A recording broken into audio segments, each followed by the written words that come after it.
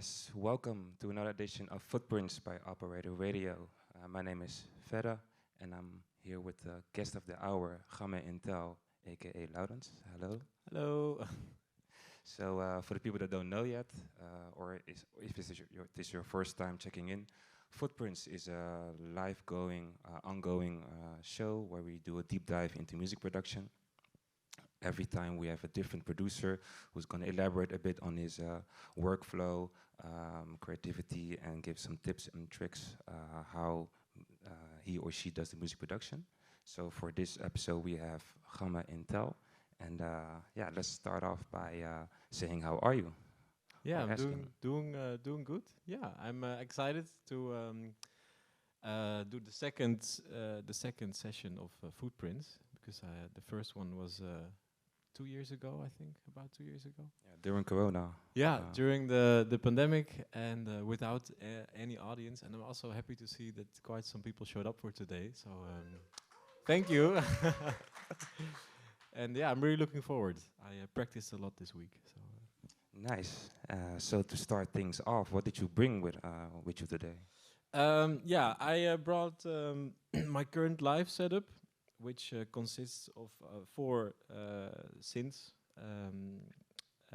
I could have brought more, and also I could have included more stuff into the live set, but I figured out, yeah, when I work in a studio, these are the machines I work with the most, so I also know them very well.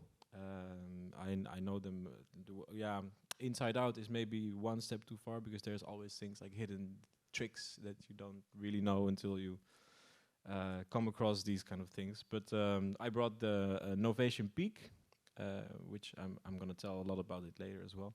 The Elektron Octatrack, which is the brain of the live set. For people who know the machine, it's a sampler, sequencer, sound manipulator, and it does a lot of the work for me. Then I have the Elektron Digitone, which is a digital FM synthesizer, which is also polyphonic, so you can make a whole bunch of different sounds like bass, but also pads, percussion, drums. I use it a lot for drums as well, because you can make really punchy kick drums with the synthesizer compared to using samples in the Octatrack. And then the last one is the Behringer TD3. It's an emulator or like an emulation of the classic 303 by Roland, the acid box. I would call it an acid box because it sounds cooler, and it does the same thing anyway. So. I have a DJM with you. How do you use that yeah. one? Oh yeah, I almost forgot about it. Because when I go to a venue or a club to play, then I thought, yeah, I have only 4 machines and no external effects. External effects are nice to have, but you would need to bring a mixer with an auxiliary channel and then route it all through the mixer, and then all of a sudden you can bring in some delay or some reverb to the aux, which is one way to do it. But I thought, yeah, I have a lot of effects in the Octatrack, and I also have some effects on the DJ mixer. And to keep the setup as compact as possible, I thought, yeah, might as well just plug it into here and see what happens. And for me, it works. I know some other people that work like that. I've seen live performers do it before. It has its pros and its cons. And for me, it's now also more like finding out what works for me, and this is what works for me. So I use the internal effects on the DJ mixer as well, and it's also nice that you can use the faders to quickly mute like all my drums or all my synths or whatever. So that's how I use it. Yeah. Okay, nice. And so you're gonna show us a bit about your workflow, your production flow. Yeah. I was thinking about splitting up this session in 3 parts. So first, I'm gonna talk about the machines, like what do they do, and why did I include them into my live rig. That's gonna take a while because it's quite deep, especially this one here. It has a lot of functions and functionality. We have the time. We have some time, right? Yeah. So after that, I'm going to explain because for me that was quite a challenging question. Like, how am I gonna press play here? And 1 hour later, I'm gonna press stop, and then I have 1 hour of music tied together. And like, how do you move from one piece into the next? And what are different kind of ways to do it? So that's more like the live performance part. And then in the last part, I wanted to take you guys like maybe try and give you guys a look into my workflow when I'm in the studio. Creating new material for a live set and how I would go about certain problems that you run into. I think it's always very interesting when to see people work in like their own little space and to see how they deal with certain issues that you maybe wouldn't come up with yourself. So yeah, that was my idea about it. I mean, if you have any suggestions of what you think is also nice to do, then of course you're happy to. I'm happy for you to say it. Yeah. Sounds great. Looking forward to hearing what you have to say. Yeah, we also have a live audience here. If you have any questions, feel free to ask them. After every section, we're going to do a short break to do a Q&A. So with that being said, the floor is all up for you. Nice. Well, thank you for the introduction. Yeah, so before I started to play, like when the whole idea came about, like, oh, I want to do this live thing, you know, I had all this gear in my studio, and I thought, yeah, it would also be nice to maybe bring it on stage, because you have a lot of nice jams in the studio, and then you make a track out of it, and then at some point you think, okay, you know, we want to take it one step further. And during the pandemic, I had nothing to do, like the most of us, and I thought, okay, you know what? We're going to spend our time wisely, and we're going to see if we can get something together. So yeah, I knew that the Octatrack machine is used a lot for live performances because it's really convenient. It is a bit difficult, so I'm going to explain like a thing or two about the machine and how I use it for live. But when you actually, when I started reading the manual, then I thought, oh yeah, that's how it works. So that's maybe take-home message number 1: read the fucking manual. It's still a valid thing, I guess. Let me get my notes real quick before I forget anything. Yeah. So I'm going to start out with the machines. I'm going to start with this one because it's the most difficult, and now you're still like fresh and have all your attention. You can dig into it. I think we have also a camera, so you can see what I do. I put the camera on this machine because I basically, this is as I said, this is the brain of the setup. So this sends information to all the different synths and tells them what to do. So it's like the mothership of the setup, I guess. So first I'm gonna put on these faders. So I'm first gonna tell you about the setup and how everything is all linked up. So the Octatrack is a sampler sequencer, and it's a sampler in the sense that you can have, let's see, samples like here. I have a couple of, I'm not sure if it's, let's turn this off. The kick drum is a bit distorted now. Let's put that back. So here I have a bunch of different sounds. I'm gonna go to a different view because I'm gonna explain all of this later. So tracks. So I have a kick drum, which is here on this track 1, T1, it says here. And it corresponds with this track. So we can see here it says kick machete, it's called. It's from some sample pack. So there you have one drum. Then we have some hi-hats going on here.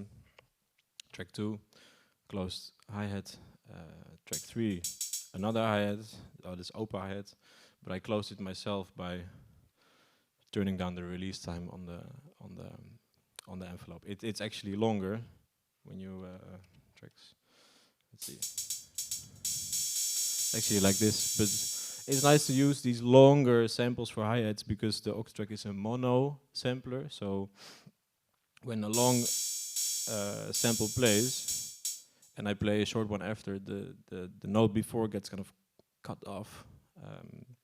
So you can play like open hi-hats and closed hi-hats in one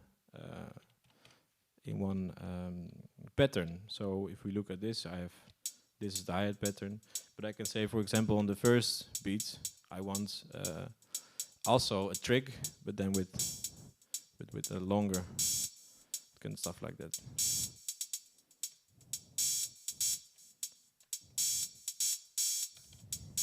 Something like that, you know, you can get as crazy as you want with it. How did I have it? I think like this. I need to remember.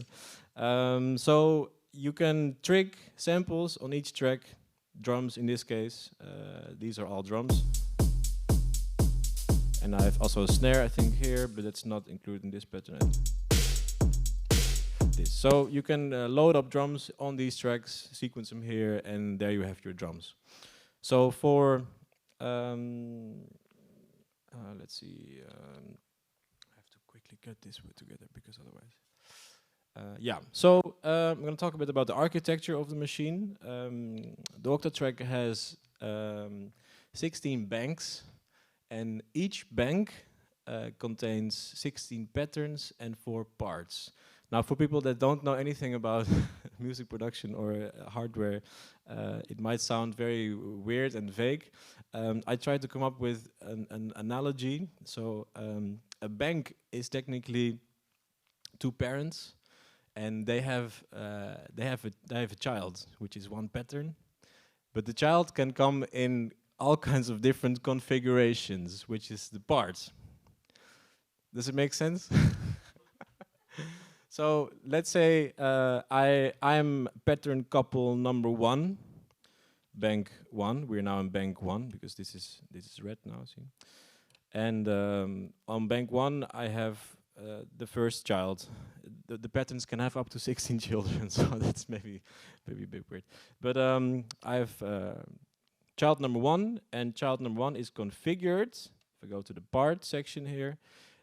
In configuration 1. It's like sample configuration 1. You can have 4 different sample configurations. And what does it mean, the sample configurations? It means that it is the samples and the settings that I have loaded on all these tracks can be different per part. So here in the beginning, this is how I start the live set with nothing and only like something like this. This is the Novation Peak playing. I turned off the arpeggio because actually this should be triggered as an arpeggio. It has only 1 trick. That's every time it's coming past the trick, it hits a note. But when I turn on the arpeggio, which is created here, then you can.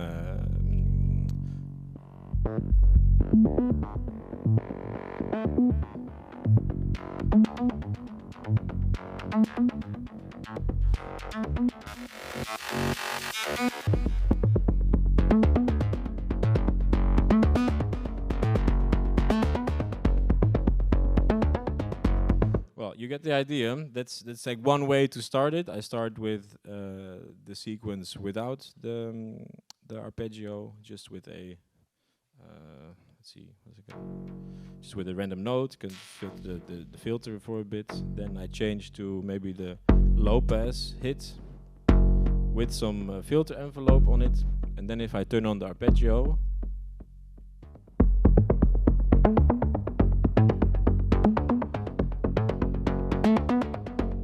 So that's like one way to start to get things going. I shouldn't deviate too much from what I was talking about, so we're gonna go back to the parts part. So for here, the first track that I'm playing it's all in the first, I think, in the first 5 patterns. As you can see here, it's now on PT1, pattern 1, and if I go through these patterns, then all of a sudden here we go to pattern 2. So the sample configuration on pattern 1 until pattern 7 is all with the same kick drum here, same kick drum here, same kick drum here, and the hi-hats, everything is the same here until I reach pattern 8. There we all of a sudden have an open hi-hat on track 2 and a breakbeat sample on track 1. So that is one way to go about, okay, how can I go from playing like having my jam going on, drums here, bass here, and so the first track is just drums and bass. That's it, and I fuck around with it a little bit. To okay, let's go to another track. I want to load up some different drums, and on the Octatrack you can load up 4 different sets of samples per bank, and I have 16 banks. So by the time I reach the end here, and I go to bank number 2, pattern 1, I have a new set of parts again, so I can load up like 4 new sets of sample configurations with this. Working like that, you can keep on going until you reach the end of 16 banks, which is 128 patterns. No, times 2, I think. Oh, whatever, a lot. You can play for like 3 hours, I think, live with it if you want. Yeah, that's my kind of way of how I go about playing live with the Octatrack. What? Oh, sorry. You want to read it? Sorry. It's nothing bad. But okay. So yeah, we're gonna go to the next section. The Octatrack has different. On each track, you have different machines. You can see them here. Static machines, flag machines, through machines, neighbor machines, and pickup machines. A machine is a particular setting on a track. So let's say I just want to play a sample in the most simple way possible. I use a static machine because it runs on the compact flash drive. So I play samples from the flash drive on like through this track 1, which is what I'm doing here, because the wait, let me see here. Snare. Right, I had a kick on the first. Oh, because I'm in pattern. Oh, because I'm on bank 2. Yeah, we go back to the first. Yeah, okay. So here I have the kick on track 1. The kick is in a static machine, which is fine because it's just a kick drum and it needs to play the kick drum and it doesn't have to do anything else. So that's fine for the kick drum. Then I think all the other samples here are also they're just playing, so I don't need to do a lot of sample manipulation on them, so I just leave them in the static machine. The other machines you have are like a flex track. A flex track plays the audio from the internal RAM, and therefore you have a lot more manipulation options. You can like when I live record stuff into the Octatrack from, I don't know, YouTube or a synthesizer or something, I always do it in the flex track because you have a lot of options to manipulate the audio. Then you have a through machine. A through machine basically takes audio from an external source. So what do I have here? Input C. That's where the acid comes from. I can actually show you. Because track 6 is my through track, and the through track is set to input C. The volume is up, and input C is the TD3. So if I play some stuff, let's see here. Okay, put it up. This is now not playing, but if I turn up the volume, then you hear some acid. But it's on the same channel as the Octatrack, so it's all coming into to channel 1 here. The nice thing about this, and the reason why I don't route this directly into the mixer, is because I can run it through the effects on the Octatrack. If you play acid without effects, it sounds really boring and weak, and I like to give it some distortion, you know, because otherwise, if the clean signal is nice, but you can go like a million ways with it if you process it a little bit. So that's what I did. If I mute this, and oh, this, yeah. Why is it not working? Oh, it's these two, yeah. So I have one through machine and one neighbor, and that's what brings us to the neighbor machine. The neighbor machine takes the audio from the previous track and basically reroutes the audio through an additional track. So per track, the Octatrack has 2 effects, which are serial. So if I want to, let's say I have this filter effect here on the acid input on the through machine, and I have a delay here. But let's say I also want to have a reverb on it, so I can route it through a neighbor machine, and here I have an EQ even, and a reverb. So I can use both effects. It takes up 2 tracks, but I mean, if you have the space, then you can do it like that. So, and then the last one, the pickup machine, is for stuff like live looping. I actually never used it because I don't really do live looping. But it's also pretty difficult, so I actually didn't really look at into this at all. But maybe one day when I am bored of the stuff that I'm using now. Okay, so that's each track has a particular machine. I'm gonna let's see. Then parts. We have that. Yeah. Okay. Banks, parts, patterns. I also explained that. Then,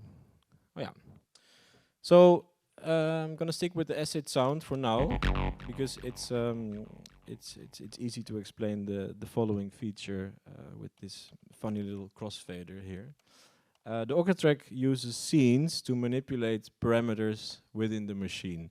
Also sounds very difficult, but parameters are basically everything that has a number here. You can tweak it. You can say like, okay, the delay time. Normally it's on default is 48, which is like 1/8 dotted, I think, timing. For the people that are familiar with the timing of a synced delay, it makes sense, but it's a particular timing that makes sense in a rhythm. So when I play the acid and move around the crossfader, because I mapped the crossfader to certain parameters, effects, you can create funny like breakdowns and stuff. So like this.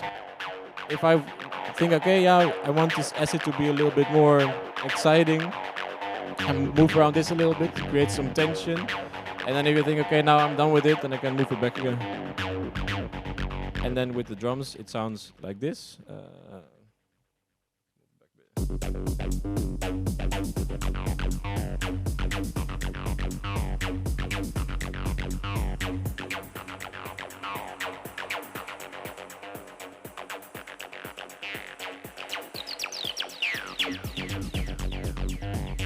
So you can create these kind of breakdowns.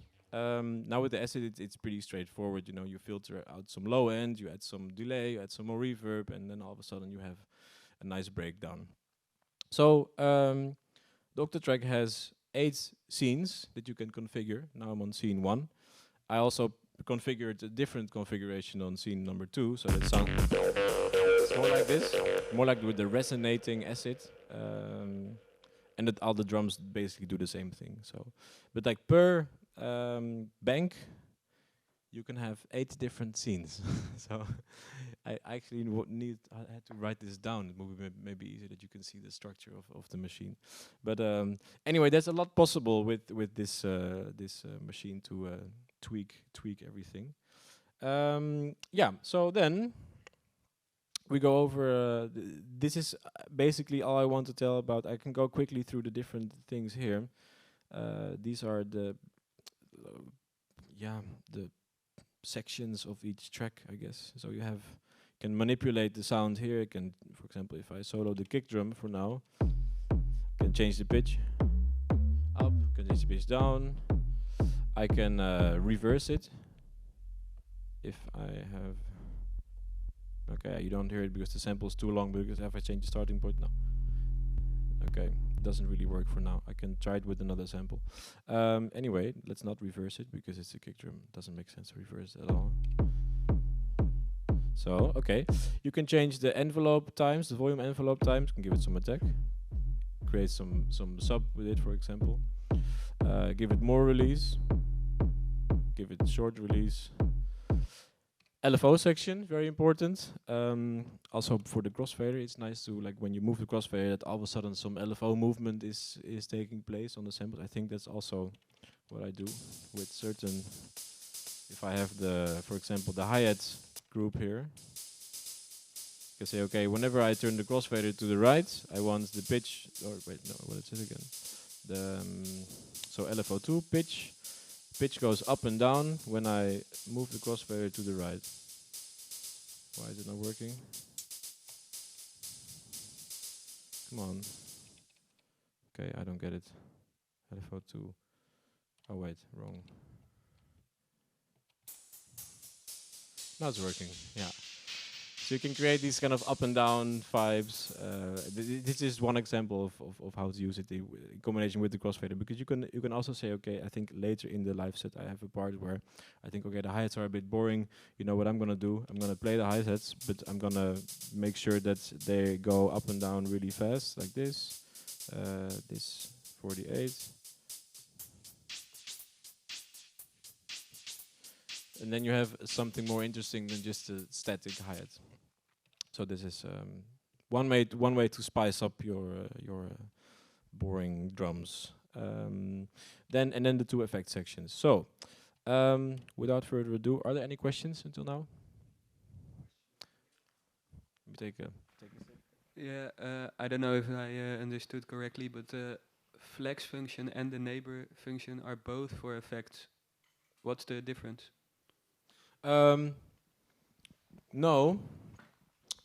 No, that's not what it is. A flex machine is just like a static machine. It just plays samples from the compact flash card. Although the static machine works entirely from the compact flash card, and the flex machine works partly from the internal RAM. The Octatrack has internal RAM. When you sample from gear or from YouTube or whatever, it ends up in your internal RAM, and that's not as big as the storage on my flash drive. It's like, I think it's like 500 megabytes or something like that. So yeah, they both do the same thing, and the neighbor track is just when I, for example, when I have a kick drum here, and I want to process it. What a neighbor track does, it accepts it takes the signal from the previous track and runs it through that particular track. So what I can do, if I have, for example, here the acid comes in here, and it goes to the neighbor track, I can also apply LFOs to the signal live. So I say, okay, I want this signal comes in, and the LFO is gonna, I don't know, do some filter sweep or whatever. So it's just to duplicate the signal that you have in the track before. Yeah. So if there are not any other questions, then I'm going to continue. What is the timing? Okay, we already have our in, so I need to be quick. The Octatrack also sends Midi, which is also super nice because it means you can control synths with it. It has 8 Midi tracks, so you can control 8 different synths at one time. Yeah, so for the first track, I'm just gonna turn off the drums for now. Yeah, this is the master track, by the way, so I can't mute it. Yeah, so I already explained the arpeggiator, I think, in this part. Yeah, so the Octatrack is sending MIDI to the Novation Peak. I'm using a MIDI through box, which is basically, okay, for people that don't know what MIDI is information like for synthesizers. What should you play? Which note? How, when you compare it with the piano, how hard should you hit the note, and how long should the note be? That's the 3 different informations that MIDI has. So the Octatrack sends MIDI to the Novation Peak. The Novation Peak is playing a patch that I created before, which is this. I have to change it up a little bit because I screwed around with it before you came, and then now it's not what I wanted anymore. Anyway, something like this. I wanted to go for something really deep and snappy, not too... something like this. So how does it create this kind of melody? Well, that's because I turned on the arpeggiator. Reminds me of this meme. I'm not sure if you guys are into memes, I guess so, but there's a guy handing a book with music theory to the other guy with a big synthesizer, and he says, No, I'd rather just turn on the arpeggiator and see what happens. So that's what I did. The Octatrack has a really smart arpeggiator. You can see here a couple of different things. These are the steps. This is the length, and this is the key. So it automatically snaps to a certain key scale, which is nice because I can just do random stuff with the notes here, and it automatically creates a sequence that makes sense.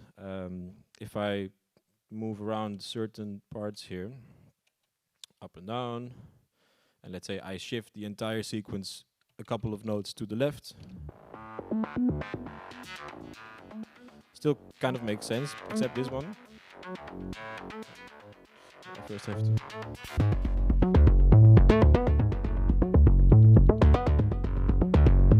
Oh, I have a shift back again.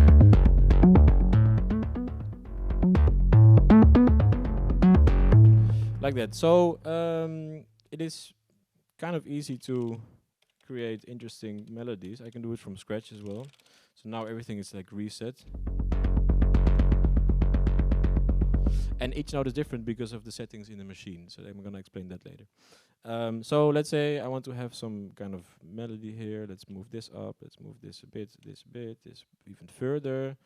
And then a couple of normal ones. And then here go crazy again. And this goes really high. And then this for a bit. So it kind of feels like cheating because it makes sense anytime. And also if you use like a wide range of different notes for a bass sequence, then you get maybe a bit more than a bass, you know, especially the high one right here is definitely not a bass note, but it adds to the whole sequence. So yeah, this is the arpeggio section. Then on the notes group, you can say, okay, what do I want this particular track to operate? So this is the Novation Peak. It is on Midi. The Midi input channel is on 4, so I select Midi input 4 here. The particular patch that I want to play, here it says patch 23, bank C. Here you can see a 3, and there you can see a 23. 23 is the patch number, and the 3 here is the bank number of the certain synth that I'm operating. So it's really smart because beforehand I can make a patch here. Let's say I switch this up to a different patch. I don't know what it's gonna sound like. This also cool. But if I stop this now and I go back.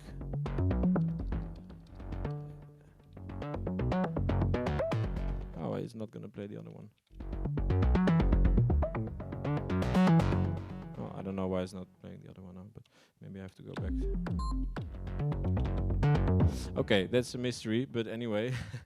The idea is that you that I make the sounds beforehand in the machine here, and then I tell the Octatrack which patch to play in which point of the live set with a particular MIDI pattern. So for the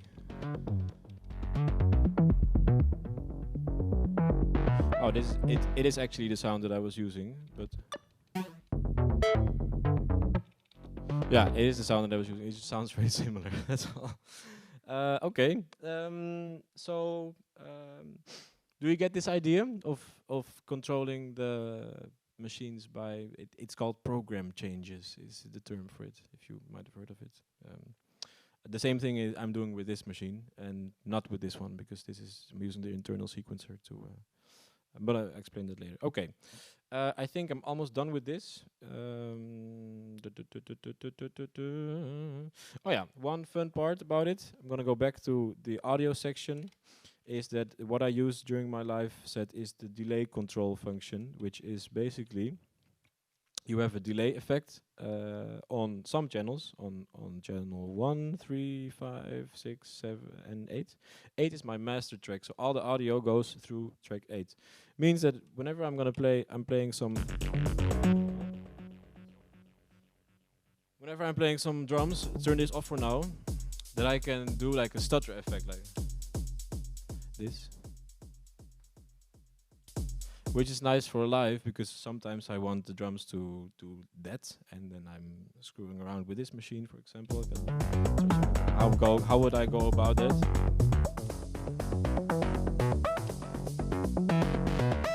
And now they stop because the delay time here is 88 and the max is 127. So it means that the feedback time makes sure that at some point the delay is gone. If I release this button now here, it goes on. You hear it like this because the crossfade is on this side. And now it's back.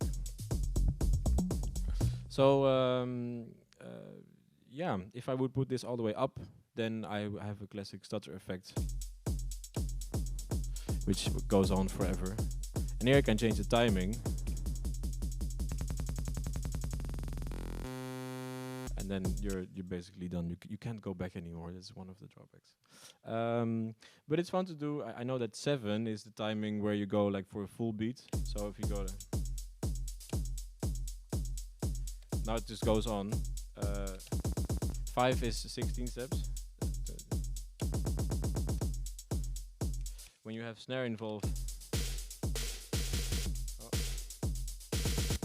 you can do stuff like that. For live, it's nice, but it's just like using the filter on the CDJ. You shouldn't do it too much. So that's the take-home message number 2, because otherwise it gets really annoying. They think like, hey, what the fuck is this guy doing? He's like stuttering and can't dance to it. It's like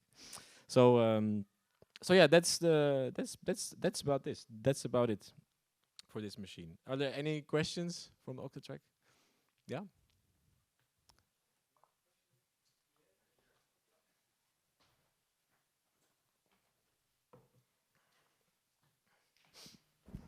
Thanks. How do you go about the file management on the Octatrack? Because that's something I struggle with a bit. Good question. Yeah. I don't really go about it. I think. On the Octatrack itself, I have a lot of sample packs, which let me just go to an empty. Oh wait, maybe to.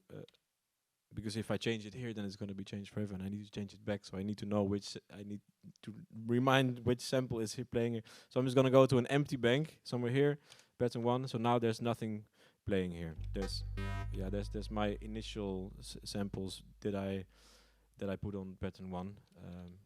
But anyway, go here. So yeah, you have 128 slots per machine. So 128. Static machine slots and 128 flex machine slots. So on the flash card, I have a bunch of sample packs. Oh, audio. And I just know where the sounds are that I like, and there's also a lot that I don't like, but it's still on there. That's not really what you asked, I think, right? Or Yeah, what I'm more wondering about is also about I didn't really understand the question. yeah, about the parts, for example. Do you assign it manually on the Octatrack, or do you do it, for example, in a software editor beforehand? No. I just use good samples, which are a bit hard to find. Or you can create your own good samples by running them through the computer, put some effects on it, and then recording it back into the Octatrack, which is a bit of a hassle. Sometimes I do that. There's some parts that are that I have some plugins that I have that to manipulate the sound, and then I record it back. I think, oh, that's nice. I should use it in the live, and then I record it, put it on the flash drive, and then you can use it at any time later. But for the parts question. No, I'm not really aware of it. I also didn't feel it as a problem, I guess. I just sometimes when I work on the live composition, I make sure that there's, and I also fill them up at some point. So let's say for the first track, I use 8 slots. Then I go until 8, and then the 9th I leave empty, and then the next slot that I occupy is number 10. So I know that the first 8 slots correspond with track 1, and then there's one empty one, and then I know, okay, the other samples correspond with part 2, so to say. So that's like one way I think when I go a little bit further, yeah, here I left one open before I went to the randomer sample pack samples. So yeah, you can steal it if you want. It's really good actually. So I got one question. Yeah. So I was really curious. It seems that you have put quite some time into getting to know the Octatrack. Yeah. And what is for you the key feature, as in why you're choosing for this type of hardware and not some other It's this sampler? this Yeah. thing. It's so much fun, and it's so versatile as well. You can create really extreme scenes. You can create just really basic scenes. I have one scene also where the audio, all the drums just go off. Just the volume goes from where it's at to zero. It's just really versatile. It definitely has its complications. And I guess on the other hand, it's all that I know. So it's yeah. But I'm a big fan still, and this is the old version. Which is in terms of functionality the same as the MK2 Mark II Octatrack, but yeah, no, it's I think it's when you understand the architecture and the different layers in the machine and how it's designed, you think the first thing that I thought was like, oh, that's pretty smart. That's like there's one way to do it, and it opens up so many different possibilities. Also limitations, but that's not always bad, I guess. So, yeah. Does that answer the question? Okay, sweet. Nice. Okay. Where? I have a question. Oh yeah. Okay. Do you still lose projects now you use the Octatrack? Because I remember back in the days Oh yeah. when yeah. when we were working together on records, releasing records, you always lost project files in Yeah. Ableton. So I'm wondering It's an if it's ongoing- still the case with Well, the Octatrack now. actually, yes, because the very first, that's actually true what you're saying. It Yeah. doesn't happen to me much often anymore since I got a new computer, so and everything works smooth and it's like hidden Good to away hear. hidden away in my house somewhere. Good to hear. But yeah, for sure. I actually have one example where I lost the entire live set, the very first live set that I was building. At some point I thought, yeah, all the samples that I have on Octatrack, they're a bit lame. You know what I'm gonna do? I'm gonna just delete all of them and get some new samples. And then I didn't think about it. It's really stupid. And I opened up the live set one day and was like, can't read this file, can't read this file, can't read this file. So I was like, okay, I'm fucked. I have And to that was start all one day before your was- performance? No, no.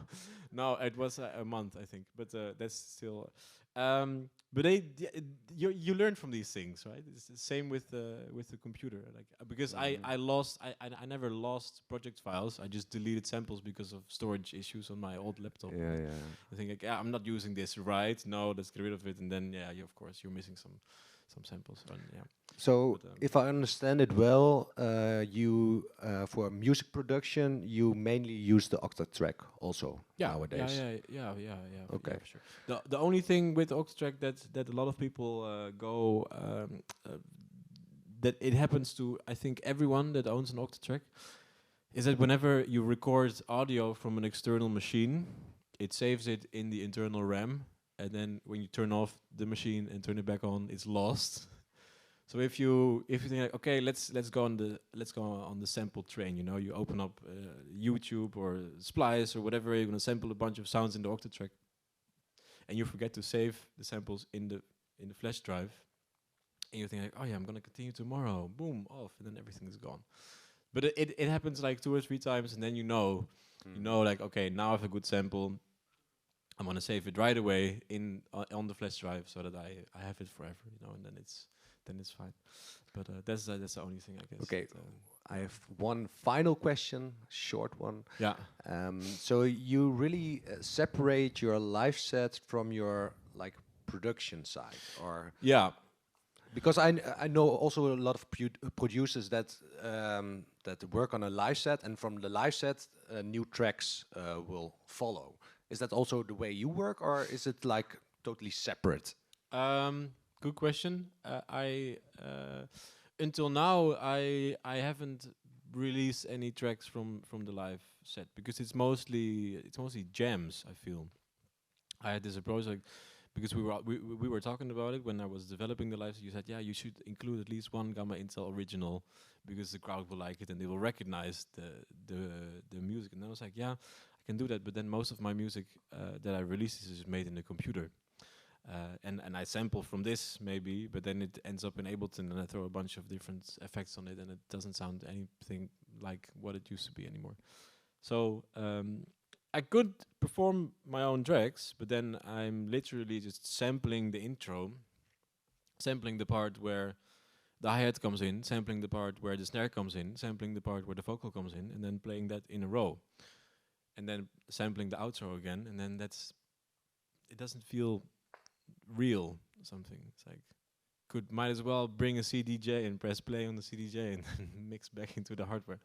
Yeah, it's what they do nowadays. Yeah, I mean, I think everyone should, of course, do what they think is good and what they think is fun, because in the end it's all about making fun. And for me, the most fun way is to sit in the studio, come up with some random sounds.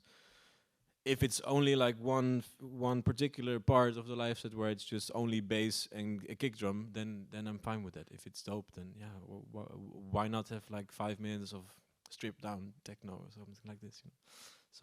So yeah, that's how I go about it. Yeah.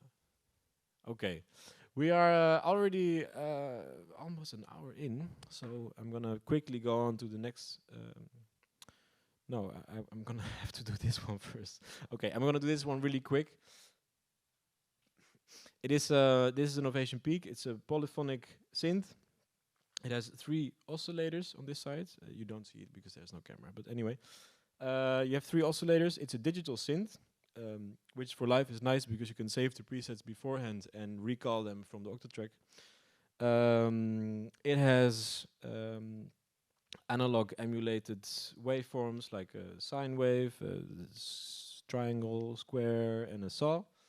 But it has also wavetable possibilities. So a wavetable is a particular kind of wave that you can browse through. I mean, most people that are familiar with music production probably know what it is. Some people maybe not. So it is a very digital way of creating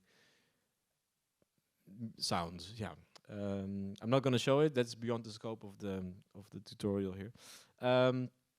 So yeah, long story short, it's a very versatile machine, and you can create pads, you can create bass, you can create percussion sounds. It has a noise oscillator as well. So basically, it has 4 oscillators, 3 normal ones that make sound. I can actually show it to you.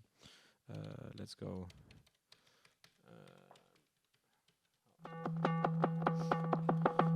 Initialize it here. I can. Oh. Okay, why is it doing that? I don't know. Okay, wait. I'm gonna go to a new because sometimes the release time is. Yeah. So now, this is the initial sound. This is a square wave, and you have a filter. You can dial in some more harmonics. You can say, okay, I want another one, but that's playing 1 lower. Now I have 2. You can say, okay, I'm gonna detune them a bit, so it gets a bit more like ravey. I can also change it to a square wave. Put some, let's take 1. Put some, I don't know, pulse width modulation on it, and then you can create some easy sounds with this. And also it has some overdrive here, so you can create some kind of analog sounding things, some effects here, reverb, resonance.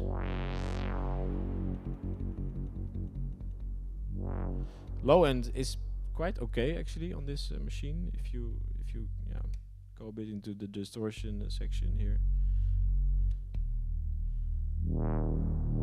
Yeah, so it's a beautiful box, and now within like 1 minute you can create something interesting. Or for pads, I'm gonna use the same sounds.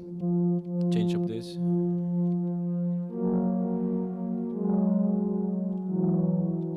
I'm not a piano player, so I just push buttons randomly. Anyway, this always this. And So yeah, you can create all kinds of different atmospheres with it. Maybe some noise. This is my flaw. I just go on and on and on. I could go on for another hour with the sound design. So let's not spend more time on that. I'll tell you a bit more about the layout. So the oscillator is here, mixer section here, so I can mix in another oscillator, a third one even, and a noise oscillator. Then you have ring modulation for oscillator 1 and 2, so they start to modulate each other. You don't really hear it now, but I think if I turn this off. Okay, yeah. Most of the time I have no idea what ring modulation does anyway. So, but anyway, actually I do, but it's not working now. So you have a LFO section here. It's 2 LFOs. There's also 2 more LFOs in the machine, which you don't see. But if I go to the LFO section here and I browse through the LFOs, there are 3 LFOs that don't have any knobs. They just, you can control them with you can control them internally, and yeah, it's, if you want to LFO more than only 2 things. So LFO is a low frequency oscillator. It's basically the same as the stuff here, but then very slow. So you put it on the filter, for example.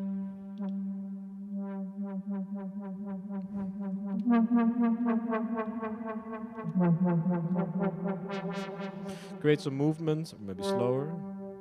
For pets is nice.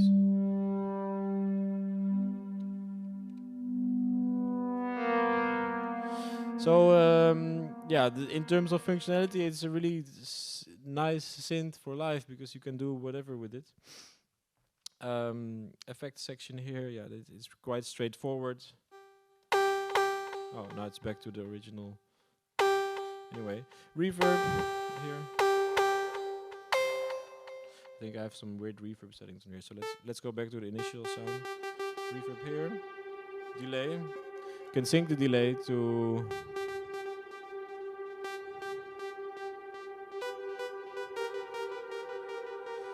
add some chorus as a chorus function as well. You can create some more movement.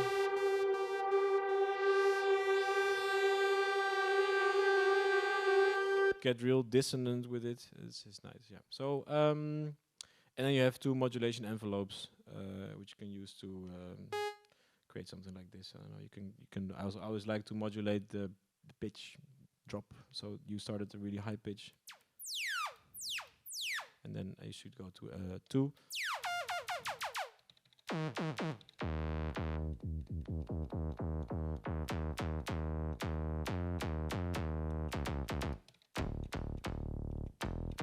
Can create some weird sounds with that. So yeah, I'm gonna stop now because otherwise, as I said, I'm gonna go on forever. And yeah, as I said, the nice thing about it is that you can recall presets that you made before by using the program changes here. Now it's off because it's not doing anything. But so that's that. Quickly gonna go on to the next one because we have half an hour left, and I want to also play a bit. So the next one is the Elektron Digitone. Because it's also from Elektron, it communicates really well with the Octatrack. One of the most useful things is whenever I play here on whenever I play the Octatrack, the Digitone syncs automatically in terms of banks and patterns. So at some point when some Digitone stuff is coming in, so for example here, I have the kick from the Octatrack and the other stuff from the Digitone. And I go to the next pattern. Takes a while because it needs to reach the end of the sequence.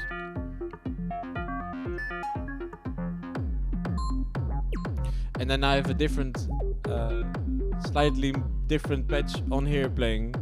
So that's like how you go from one part into the other, because it's like it syncs. So I don't have to recall any presets because it goes automatically, which is nice.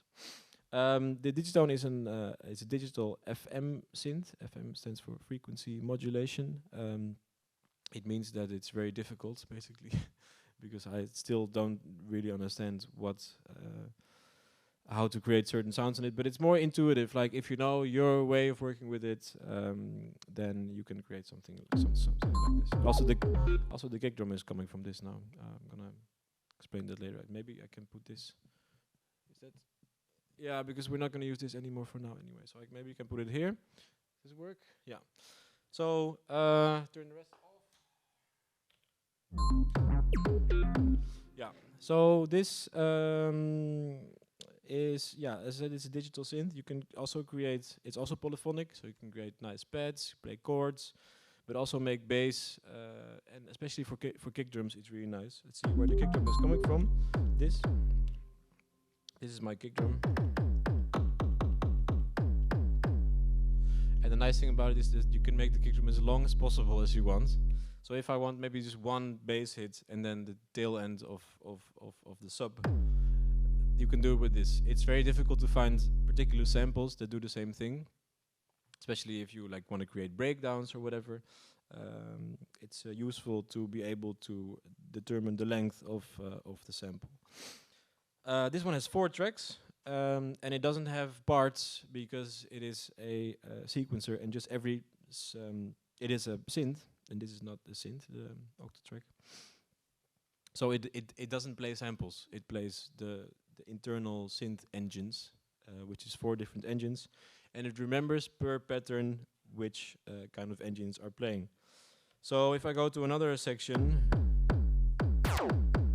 I have kick drums, and it's some trigs are modulated. That's where the FM sound comes into play. This is what you hear, this kind of squeaky, wow, kind of stuff. I love it, and it's aggressive and dark.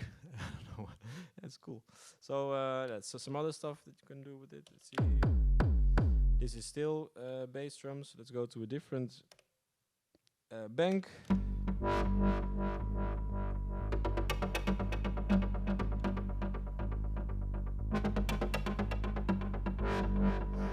This kind of stuff. So it's nice for arpeggios, for bass, for kicks. And then I think, yeah, I don't need to explain this machine because it's just acid. You heard it before, and that's what it does. It's a really tricky internal sequencer, but once you get a hold of it, it's actually nice. But let's not get any further into that because it's. I think it doesn't make sense for the scope of this. Or do you want to know how it works? I mean, does anyone knows how it works? Yeah, you just push buttons and hopefully something good comes out. Now, I mean, the internal sequencer sucks because it doesn't suck. It's just very old, I would say, because it works exactly the same thing, the same way as it used to work in the 90s, which I think when you compare it to machines like this, which is like a couple of years, okay, this is maybe 10 years old already.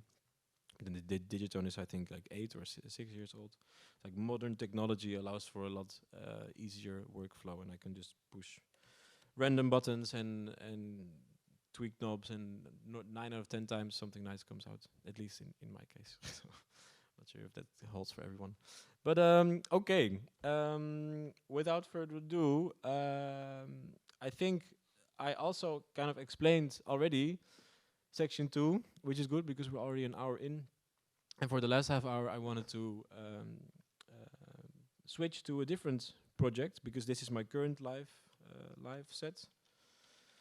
Because I was in the studio last week or this week, and I thought, yeah, what are we gonna do? Am I gonna take him through the current live set, or am I gonna show him like, okay, what if I would be building a new live set? Would it be interesting for you to see how I go about certain problems? Let's say at some point I run out of I want to change up the drums, so I need to switch to a different pattern. Like how do I do that, and what are the kind of workflow things that come along with it? So let's do that. For that, I'm gonna switch quickly to a different project here, and also to a different project here, because it has to. Yeah, I'm gonna put it back again. I just needed to speak here. La la. Okay, so I think let's see. Yeah. So for now, Digitone is playing a kind of snare sound. It's I can increase the tail. It's like an FM snare. It's more layered on top of all the drums that I have in the Octatrack. So the Octatrack has a couple of different samples loaded into the tracks. This is actually a sliced up breakbeat. You can see it because here it says SL1, it's a slice number 1. If I want to play the slices, I can go to slice mode here.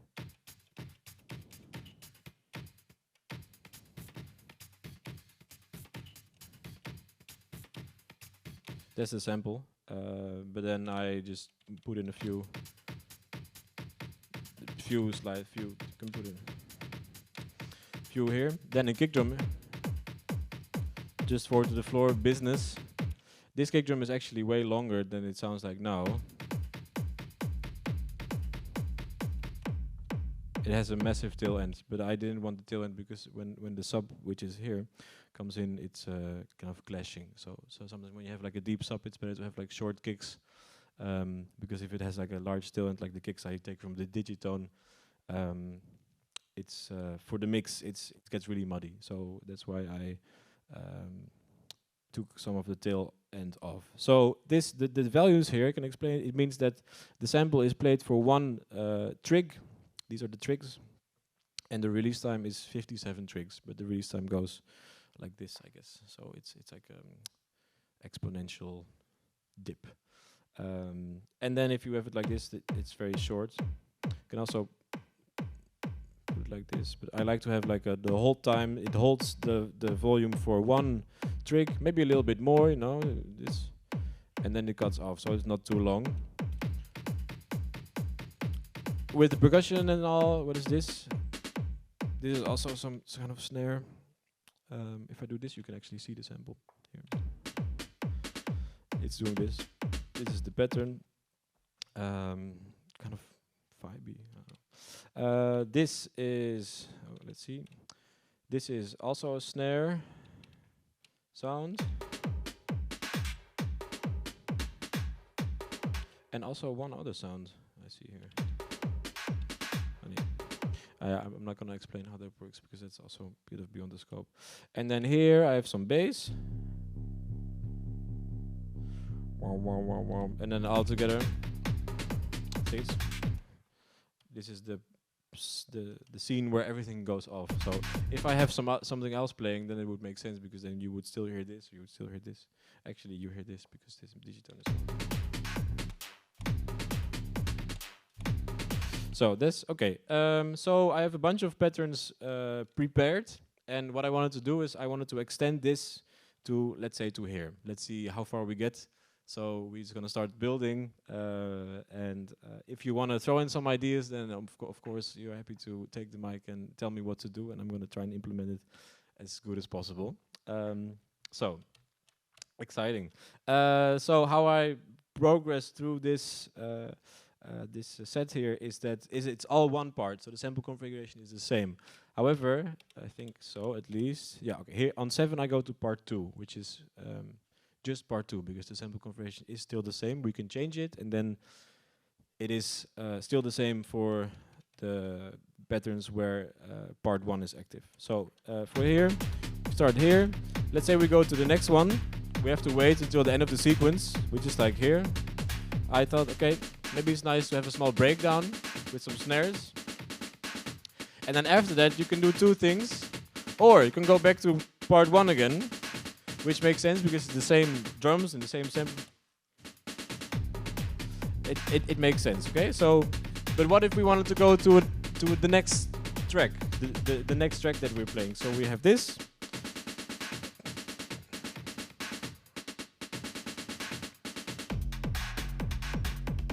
It's the same samples, but then triggered in a different way. And the bass is pitched up. So it sounds like a different track, but it's still the same samples, just configured in a different way. And how can you do that? Well, the Octatrack has you see that these are blinking now. When they're blinking, it means that they have what do you call it again? Locked tricks. Anyway, parameter locks. That's the word for it. Yeah. So, for example, here this is the bass. The bass in the first part is a bit lower than the bass in the second part. You know, so because these are parameter locked on -5 pitch. So without changing up to a whole new part where I have the same sample with pitch -5, I can parameter lock them here to -5 and create something else with the same sounds. So that's that. Okay, let's see. So that's this is just for to show that this is one way to go from like one particular configuration to the next. Now we're here. Then I thought, okay, this is basically kick, snares, and the hi-hats from the drum break. So if we go to the next one,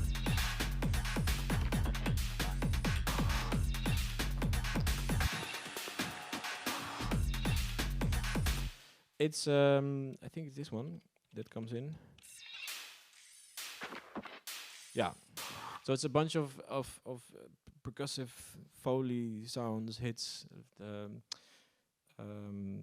From a really nice sample pack, actually, I can show you. It's from Mosca. Maybe you know the producer Mosca. He makes crazy sound.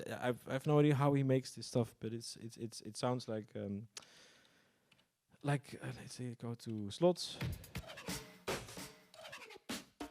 Let's see this. These are like, and there's some panning automation on it, so it goes from left to right.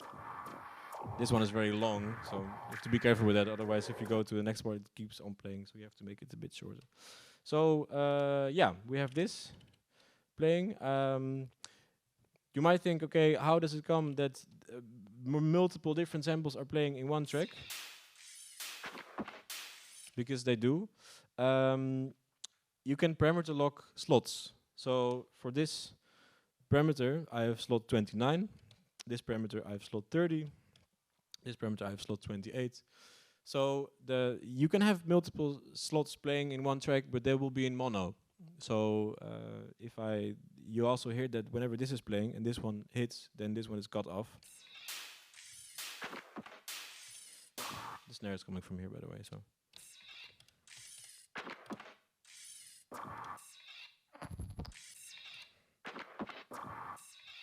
Especially this one is it's very long, but it's a bit shorter now here. So yeah, that's also a way to put more stuff into one track. Then the next one, I think that's where I introduced also. Yeah, that's where I introduced a sound from the Novation itself.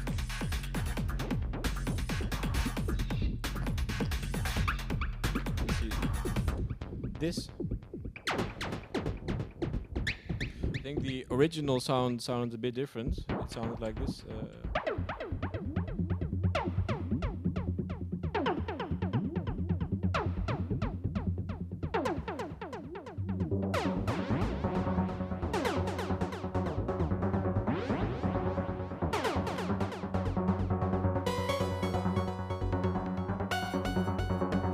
But then, if you apply some modulation, like the modulation, the pitch modulation, and for the LFO, which I can control here, the speed of the LFO, I can make it also.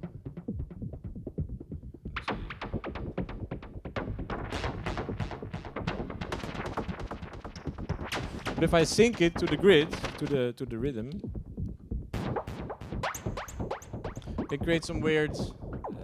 It's more like, yeah, it's a lot of bleeps and blobs, but I like it because it's not your average Joe kind of sound. You know, it's like sometimes to freak around like towards the extremes with LFOs. Like, okay, we're gonna modulate the shit out of it. Then at some point you create stuff like this, where it's like, okay, it sounds like a modular underwater sequence, but it's actually just a few notes being played with the, not even with the arpeggiator. I just put in a few notes and then a few high ones in between. That's where the this kind of stuff comes from.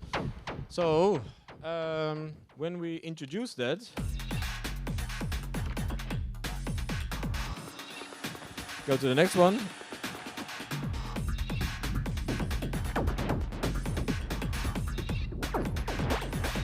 it's fun to screw around with the frequency here right away, so people know like, hey, there's something new coming in. It's kind of messy. Actually, what I would do now in this part is maybe to mute the Mosca samples because it gets a little bit too busy.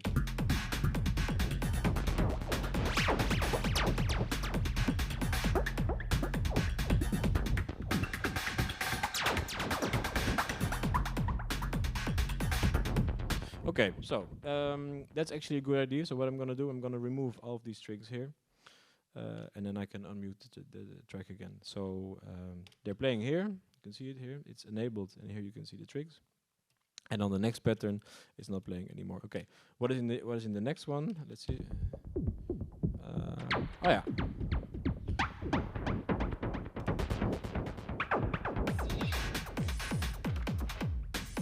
Oh yeah. So what I did is this is green. Green means that there's something active playing on the pattern. It's no samples. Oh wait, it's actually here. 6. Yeah, 6 is only this one, which is an easy way out. I think you have all the drums playing with this sequence here, and then I wanna go to the next one. So I just remove all the drums and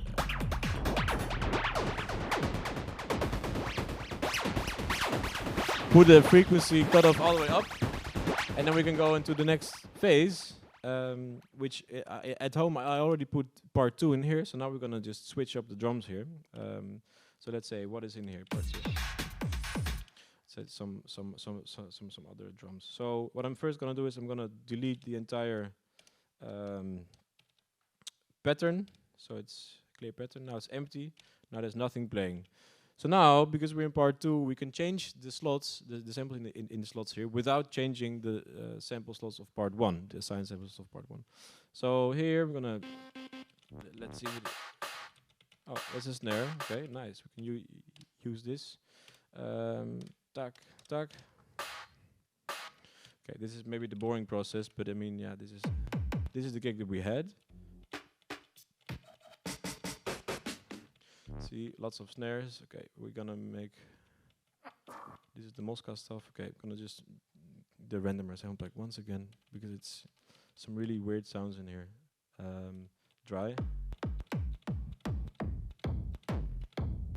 Maybe this. Really randomer-ish. I'm not sure if you're familiar with his music, but yeah, it's nice to use actually. It's full and so for kick drums, let's go with dun, tach, dun, dun. It's cut off, so I'm gonna increase the tail of this because it would be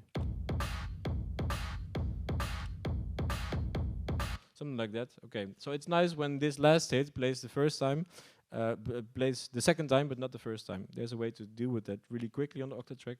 I can set a trick condition. It's now off. It means that whenever the cue is going past the trick, it will play. I can say, okay, I wanted to play it every 2 out of 2 times. So now when I play it, it skips, and the second time it plays it. I could also, the same thing that I could have done is make the sequence twice as long and just put one here. It's the same thing, boils down to the same thing. Let's leave it like this now, because otherwise I have to go back again. Then, let's say we go from this. So sometimes I listen back to, okay, what does it sound like when I go on from this part to the next? So.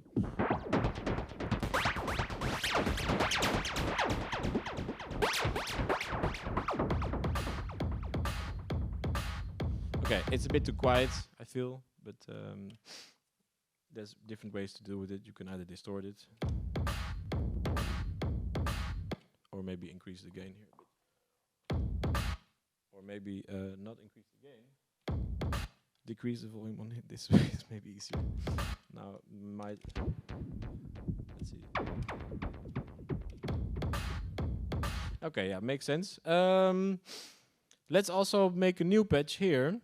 That we're gonna use in the next pattern here that we just created.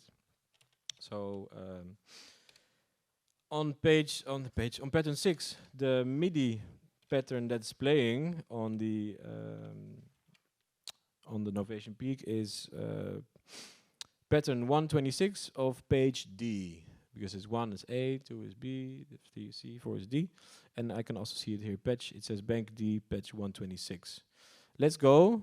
Or maybe that's also what I should mention. Per part, you can have one program here. So part 1 has program 126, and then whenever we go to part 2, which is here at 7, we're going to set this to 125. And now, you see, if you're not sure if you see, but all the lights here change because it's going to an initial patch here. Which is a very, it's all the patches here are empty. So from here, we can try and create something else. So let's do this quickly. We're going to enable unison. We're going to make some this. Maybe some little bit of reverb. Or what's also nice is this, yeah, maybe some distortion, less reverb, yeah, something like that. Okay, I can maybe take a square wave, get into UK territory with this, but that's not what I like. So, okay, let's go with this. Sounds quite good already. And now, because it's saved at 125, if I go back here, I hear this patch again, the one that we had. Go to the next one. And then wait, is it? Oh yeah, I didn't save it. Okay, I have to do it all again. You have to save it. So, but this is like this happens to me every single day when I'm working in the studio. I think, oh yeah, you have to save it. So we have to start again, but it's not very. Wasn't a very difficult patch anyway.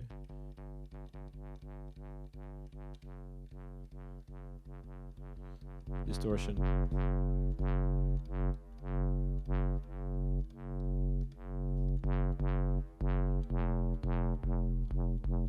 Let's go with this. Okay, so now I have to hit save here. Save. I'm just gonna call it in its patch, and I'm gonna save it at 25, and I'm not gonna categorize it. So now it's saved, and now I'm just gonna do it quickly here. You have this sound, and go to the next one, and then there's my bass. So now it's saved, good to go. So now we're gonna program a pattern that sounds nice with the drums here. The kick drum is a bit. I'm gonna change that because it's a bit too. Yeah, if I wanna just browse the kick drums, I can. Actually, this is nice, but it needs to have a little bit cut off. No, it's too much. Okay, let's take a normal one, or maybe the.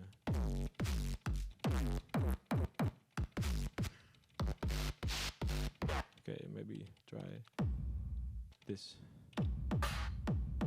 Make it a bit shorter. I like it whenever the snare hits that the kick is not like interfering a lot. So maybe I'm gonna make this a bit shorter.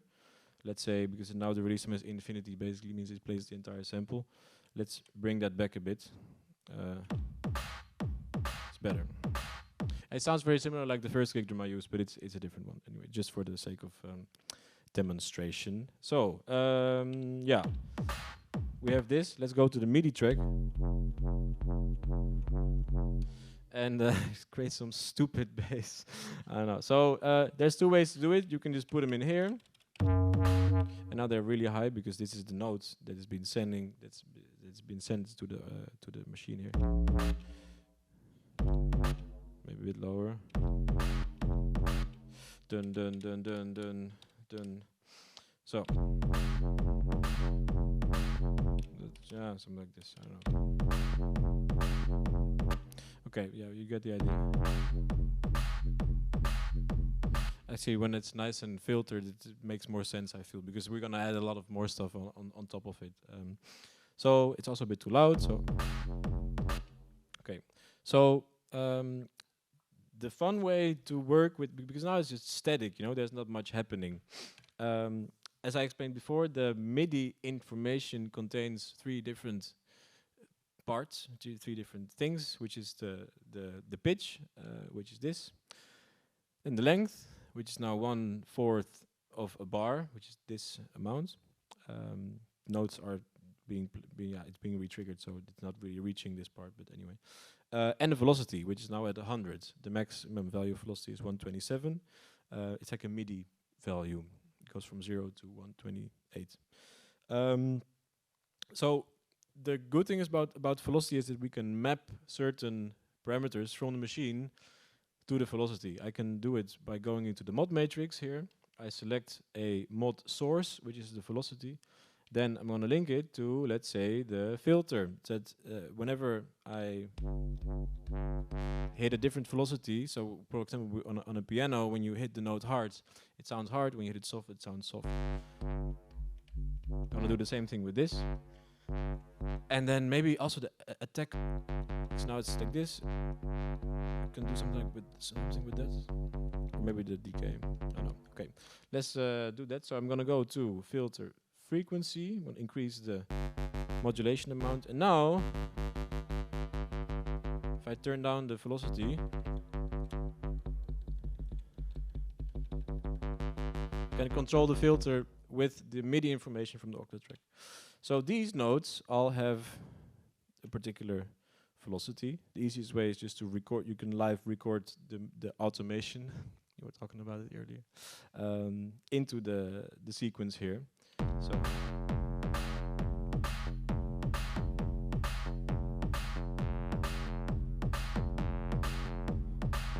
something like this. So let's say I'm happy with this, then we can work with this. Maybe now, because the automation is also recorded in between the notes here, let's take these away.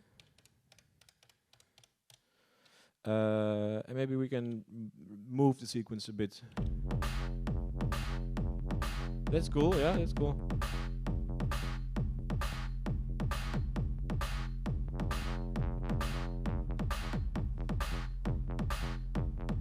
Okay, cool.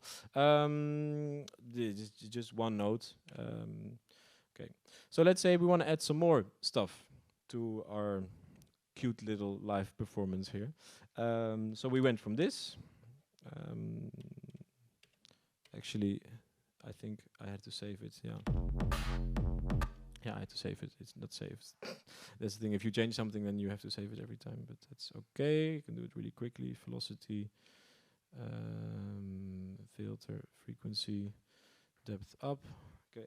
Now, of course, when I press play, it goes back again. It's okay. Filter. Oh, filter frequency. Put this up. Save.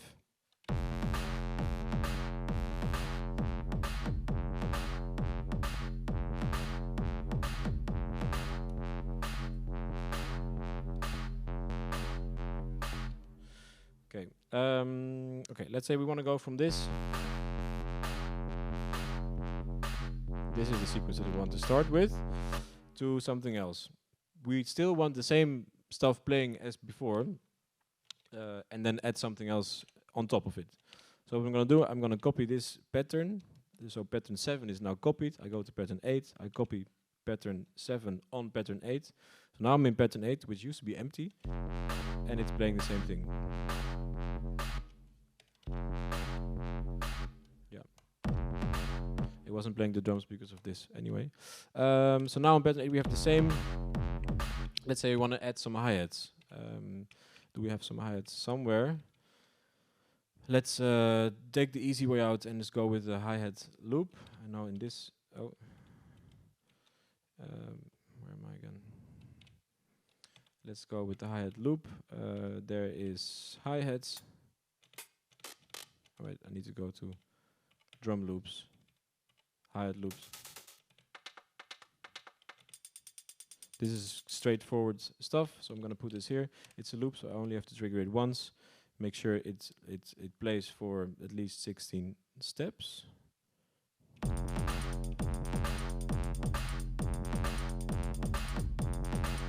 Is it even? Yeah. Is it? Yeah. Should be. It sounds like it's kind of off. I can change. That's kind of cool, yeah. It's just a loop, so I'm just going to leave it like this now. So, to take it back from where we started, go into the next section.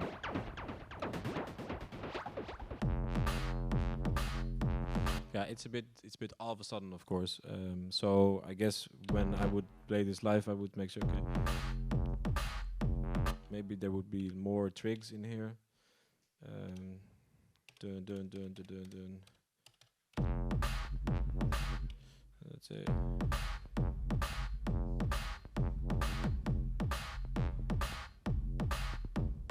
Let's see. Of course, the velocity information is still on, so.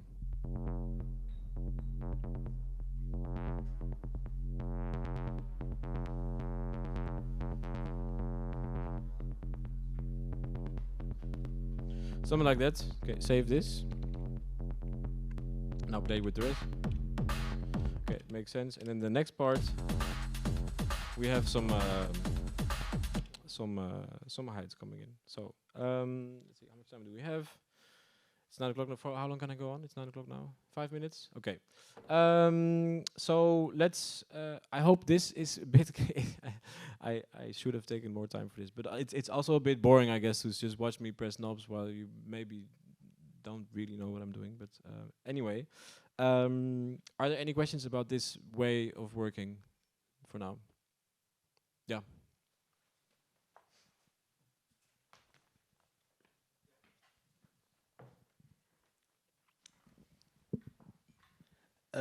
Yeah, doing such live jams, you of course cannot really do or well you can, but a real proper mix down. Did you encounter the problem that it sounded really different in the club than at home? Yes.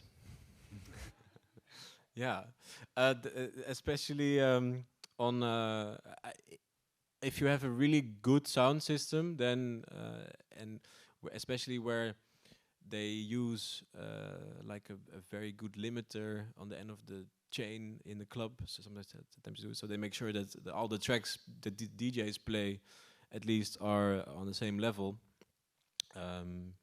Then it's okay, because I can just make sure it's loud, and then the limiter glues it together. But if that's not the case, which was last weekend, I was playing in Amsterdam, and Pariah was playing after me, and he was feeling it. So he was starting off from the get-go with intense drums, and then I heard, yeah, of course, that's why we send it to mastering and makes like carry about the mixing and stuff of the track. So yeah, it is, you're very limited with these machines, because normally if I would make a track in the studio, there's EQs and there's compressors and stuff. I don't have it here. There's one compressor on the Octatrack, which is the next step in the live game, I guess, that I'm gonna try and use that. But sometimes it works. But I definitely encounter some problems with sound when you hear someone playing after you that's playing well mixed and mastered tracks. Then then. But there's also, I know that there are certain ways to work around it by using an external hardware compressor, for example. Then you can get closer to a certain kind of loudness. But at the same time, yeah, I think it's very difficult to get on the same level as mixed and mastered tracks, because there's the reason why we do that, to why you treat finished tracks like that, to make them sound really good. And it's not, but it's also the charm, right, of the live set. It's raw audio from the machines, and it's a different experience, I guess. Yeah. Thanks. Yeah. Any more questions? No? Then I got a question. To follow up on what he said, good question by the way. It already sounds quite nice, I think, at least. Yeah. And no, at some point you were showing us a jungle slice, I believe. Oh yeah. Like it was Yeah. it was a sample from a jungle, and you cut it up, or you used the Octatrack to cut it up. Yeah. And it actually sounded already quite nice. And how did you get to that point that it's also good sounding with the kick and other elements in the track? Like because you don't mix it. That I don't really think about it, to be honest. I just throw in the sounds and then it works. It's actually a nice thing to maybe the last thing to show. What I was using here on track 1 was this.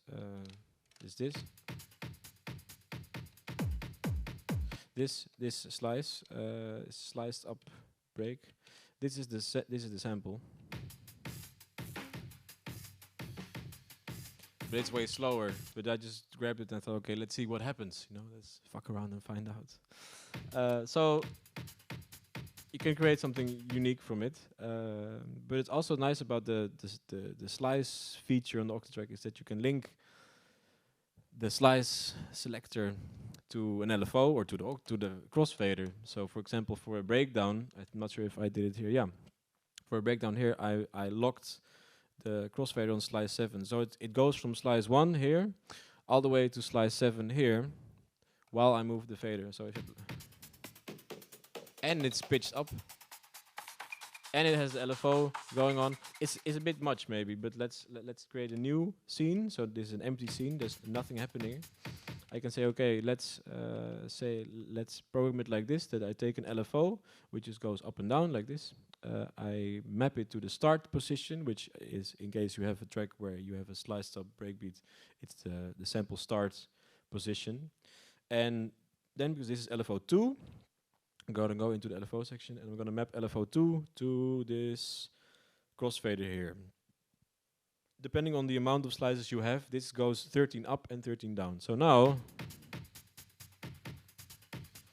the LFO is very slow, so let's increase the speed a little bit.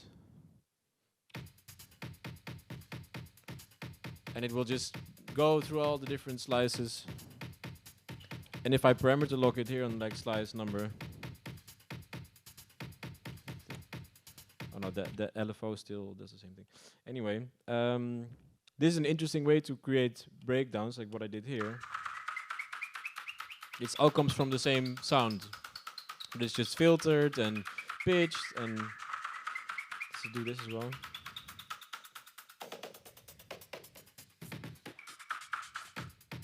And then you can go back to the original piece. So that's maybe the last thing we can try here in this part. Okay, that's kind of cool. It's kind of hypnotic. Let's go to an empty track here. Take an empty slot. Go to the big folder of breakbeats.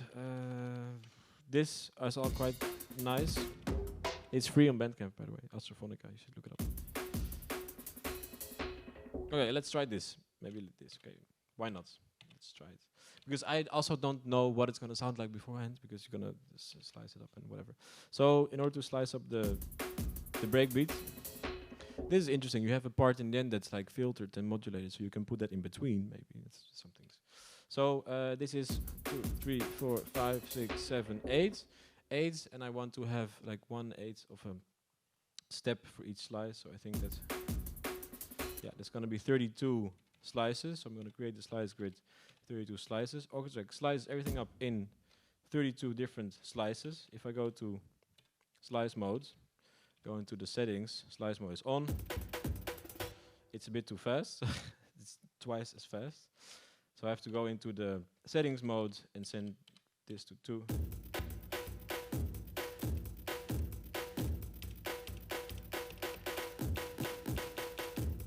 Okay, it's a bit time stretched because the original tempo is 165 and we are playing music on 133. So if I increase it a bit, maybe to 145, then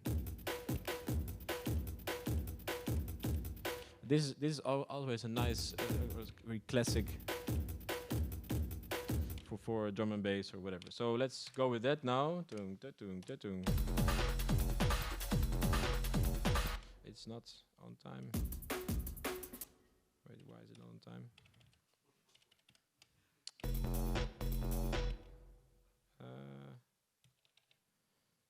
Why is that? Slice on. Oh, 18. No, 1.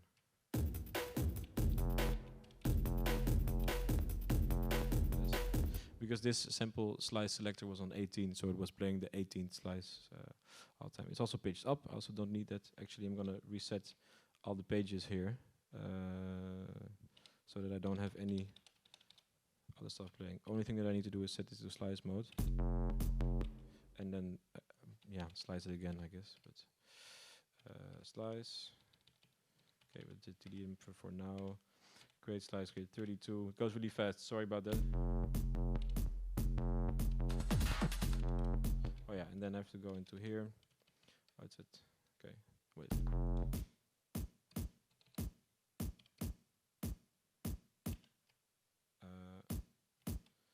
Why is it not?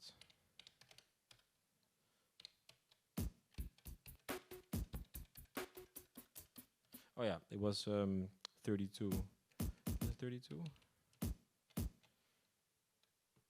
Why is it so? Sorry. It's too short now. Delete all slices. Yes. Start here. Oh yeah. Okay, that makes more sense. So now it's 1/8. So if I put it here, a trig wherever I want the slice to be. Now 2 pages long. I can go into the settings here and say, okay, I want to create linear locks, which means that for every step is going to go 1 slice plus 1, which means now we should have the full beat playing, including the end. Let's go for 1 bar now, because the end is it's weird to have this every single time. 1 bar. Add the rest with it.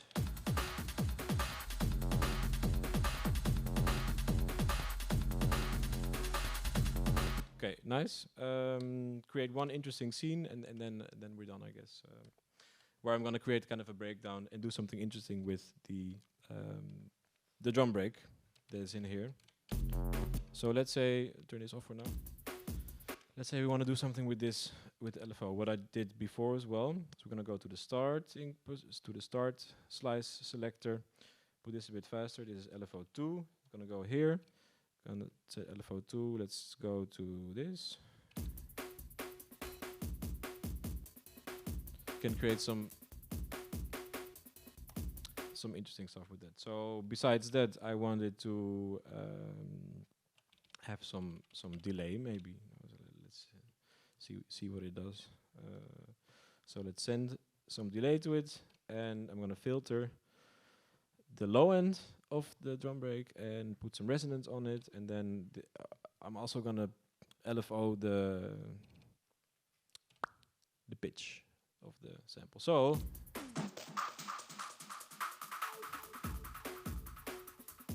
sounds like a jungle, but that's one of the cool things you can do with this. So the rest is also gonna do something. So the kick also needs some low. It's got some low end here. Also some of this. Like sometimes the more effects you put on, the cooler it gets. Until you put too many effects on, and then it gets really messy and stuff. So let's turn this off. Put this up, and then this is doing the same thing here. Maybe for the kick, I can re-trigger it as well.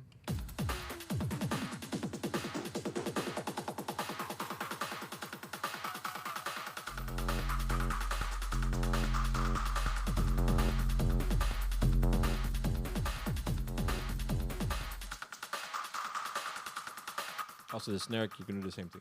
Well, you get the idea. Anyway, thanks for watching.